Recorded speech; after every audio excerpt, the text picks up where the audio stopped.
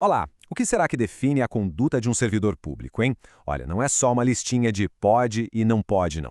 Na verdade, são princípios. Princípios que garantem que o governo esteja ali, servindo ao cidadão.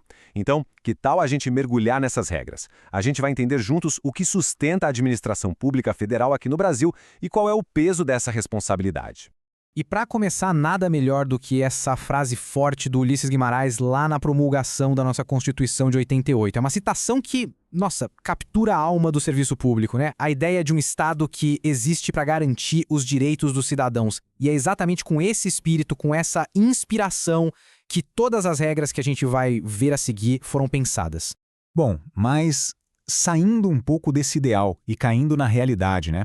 Como é que essa visão tão grandiosa da Constituição se transforma em ações do dia a dia de um servidor? É aí que a coisa fica interessante.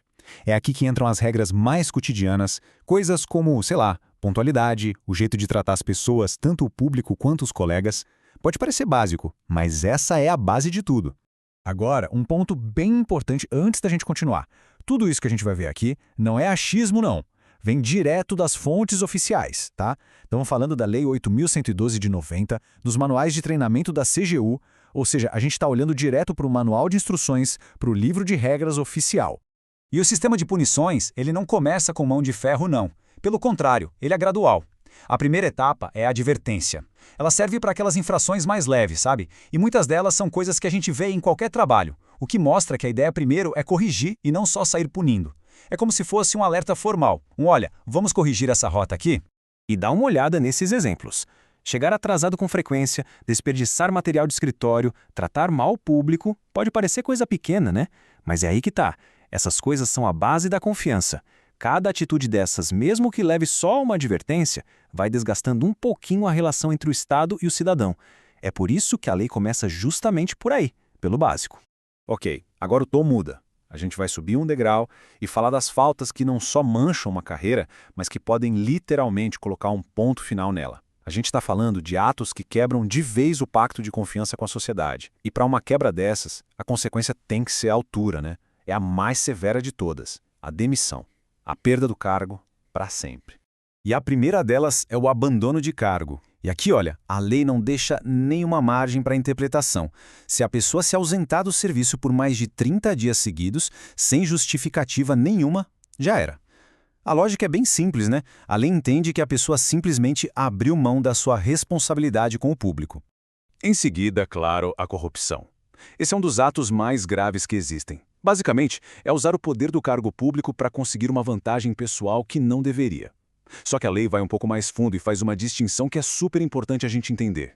Olha só que detalhe interessante e que faz toda a diferença. Uma coisa é o que a lei chama de receber propina, que é quando o servidor ganha algo para fazer uma coisa que já era obrigação dele, uma tarefa normal. Isso já é uma infração grave. Agora, a corrupção, no sentido mais pesado do termo, é quando ele age de um jeito ilegal, indevido mesmo, para conseguir essa vantagem, percebe? A natureza do que ele faz muda completamente a gravidade da coisa. E a lista de faltas gravíssimas continua, viu? Vazar informação sigilosa, usar o cargo para favorecer um amigo, desviar dinheiro público. Se a gente parar para pensar, o que conecta tudo isso é a quebra de dois princípios básicos, a impessoalidade e a lealdade. Não é só um erro de papelada, né? São vistas como verdadeiras traições à confiança que a sociedade colocou ali. Beleza, até agora o foco foi todo no servidor, né? Mas vamos combinar, corrupção raramente é uma dança que se dança sozinho. Quase sempre do outro lado tem uma empresa, um interesse privado. E aí, a responsabilidade é só do servidor? De jeito nenhum. Agora a gente vai ver como a lei fecha o cerco também do lado das empresas. E o ponto-chave aqui é exatamente este. A responsabilidade é uma via de mão dupla.